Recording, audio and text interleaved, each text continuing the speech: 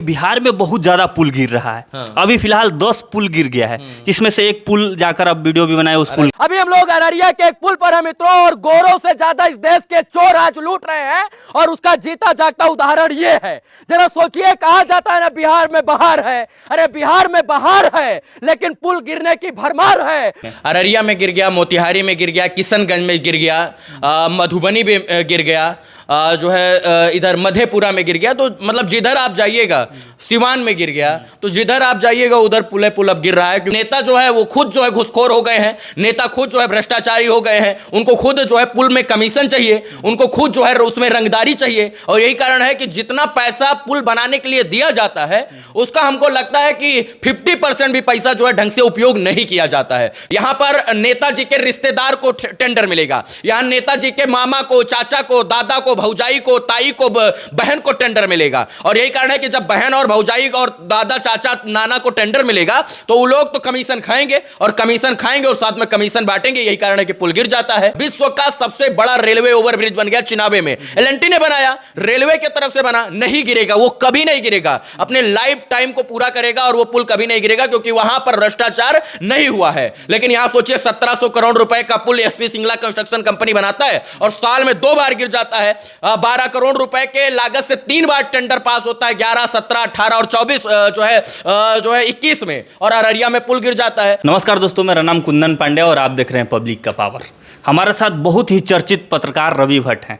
बहुत बहुत स्वागत है सर। बहुत बहुत धन्यवाद। और पब्लिक का पावर जो है वो सब तक पावर पहुंचना चाहिए। पावर बताइए कि पावर एजा से शुरू होला। वाह, ये तो पवन सिंह का डायलॉग है। हम बोलेंगे तो कॉपी हो जाएगा। नहीं, आपके पास भी पब्लिक का पावर है ना, इसलिए पावर पब्लिक से ही शुरू होगा जी। तो सबसे पहले एक सवाल रहेगा कि बिहार में बहुत ज्यादा पुल गिर रहा है।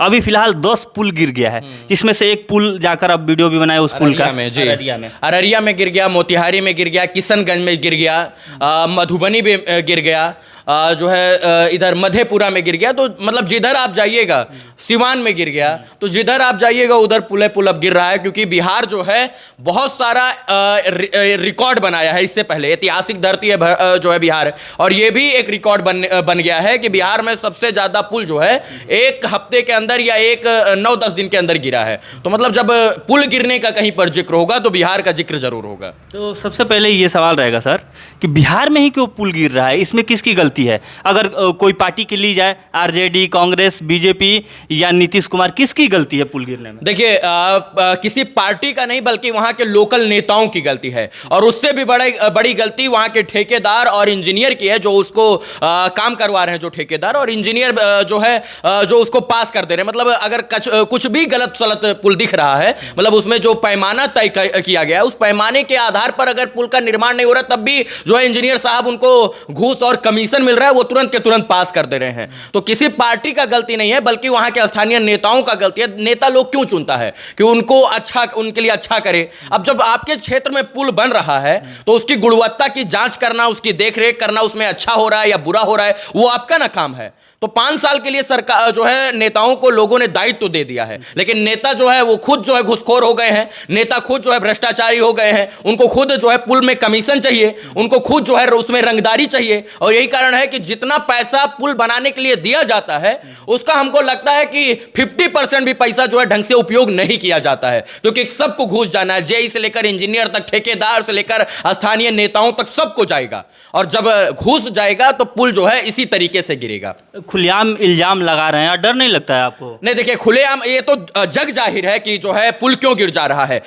दिल्ली में जो है पुल नहीं गिर रहा है, जेपी सेतु, गांधी सेतु, ये सब पुल बना, हावड़ा ब्रिज बना, ये सब नहीं गिर रहा है, क्योंकि वहां ईमानदारी के साथ काम हुआ। ईमानदारी के साथ अंग्रेजों ने काम किया, उन्होंने लूटा, लेकिन ईमानदारी के साथ जो कार्य किया वो ईमानदारी के साथ किया। ये भी हमको लूटे, हमको फर्क नहीं पड़ता है, लेकिन जो काम करें उसको ईमानदारी के साथ करें। और यही कारण है कि जो है ये लोग ईमानदार नहीं है, और इसकी वजह से पुल गिर जा रहा है। अगर जो है ईमानदार हो जाए तो पुल नहीं गिरेगा। अच्छा ये बताइए, दिल्ली में कितना फ्लाईओवर और पुल गिर जाता है? एक भी नहीं। जो है उत्तर प्रदेश में कितनी घटना सुने होंगे पुल फ्लाईओवर का? वो एक भी नहीं। लेकिन बिहार के अंदर ये पुल क्यों गिरता है? क्योंकि यहां पर जो देश की सबसे बड़ी कंपनियां हैं वो काम करने नहीं आती हैं। यहां पर नेताजी के रिश्तेदार को टेंडर मिलेगा, यहां नेताजी के मामा को, चाचा को, दादा को, भौजाई को, ताई को, बहन को टेंडर मिलेगा। और यही कारण है कि जब बहन और भौजाई और दादा, चाचा, नाना को टेंडर मिलेगा तो वो लोग तो कमीशन खाएंगे, और कमीशन खाएंगे और साथ में कमीशन बांटेंगे। यही कारण है कि पुल गिर जाता है। आप बोल रहे हैं कि अस्थाई नेता की गलती से।